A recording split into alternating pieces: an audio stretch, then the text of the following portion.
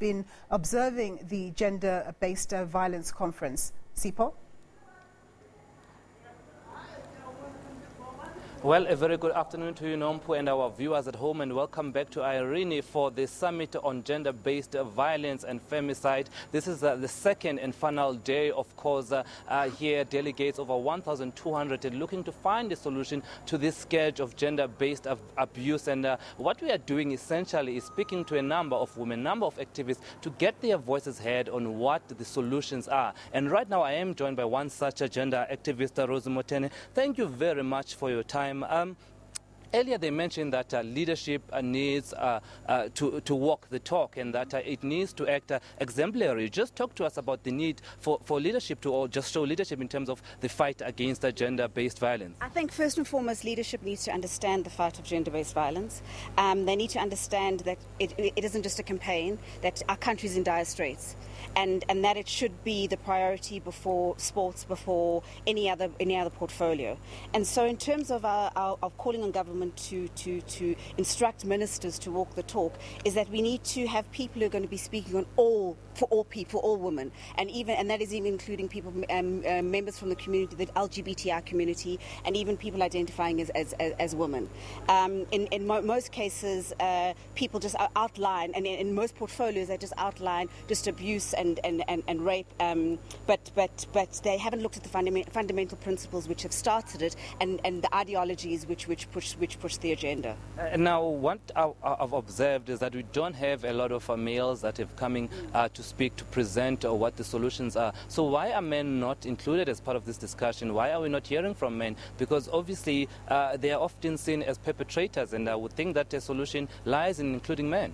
You see, the problem with where we've gotten to the point now is that our ideology is being pushed by patriarchy.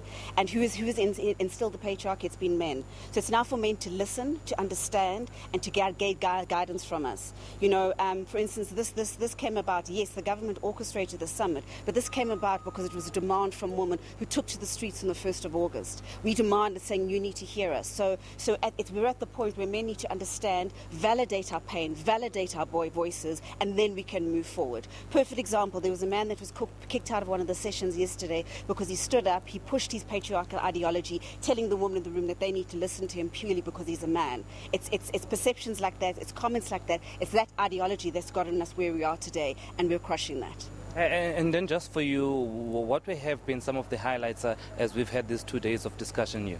There have been a lot of highlights, but I'm going to have to push the lowlights. Yesterday was an incredibly emotional day for a lot of us. There was a lot of triggering that happened because true stories were reflected on stage by survivors who are either sex trafficked, who were raped, one woman who's been incarcerated because she killed her abusive partner. So what's come out of that, and the highlight from that is the president seeing that face value and understanding that level of abuse really got to him. And we're at that point now where we need to show people face value about what abuse has been doing to us, what people have been doing to our bodies for centuries, and why our voices haven't been heard.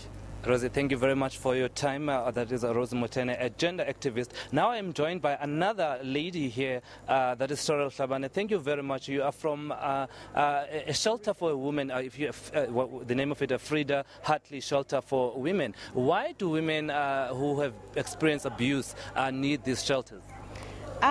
It's basically a safe haven for them because their families have rejected them. We come from a society where if you get married or if you're in a relationship, you are told by your elders that you need to ubegezela, to persevere. So whatever happens in your relationship, you need to steadfast and obviously not move out of your home. So unfortunately, it gets to the point where women cannot take it anymore and they need places where they can be sheltered, and that's why there are organizations like ours who are able to shelter the women. And then do the shelters have any programs, empowerment programs, or is it just a safe haven for them? What happens there? Okay, so I'm going to speak on behalf of our shelter. We do have programs to assist the women. I think it would be a shame if we just offer them sleep, because shelter is really not their biggest problem. So besides psychological help that we give them, there's job skills training. There is, if you come through and you have a child, we understand that some of them are not employed, hence that's why they stay in abusive situations. So they would like to go out and look for employment, but they can't afford to pay for a creche. So So we have an internal crash where the women know that their children are safe when they're going out there to look for employment.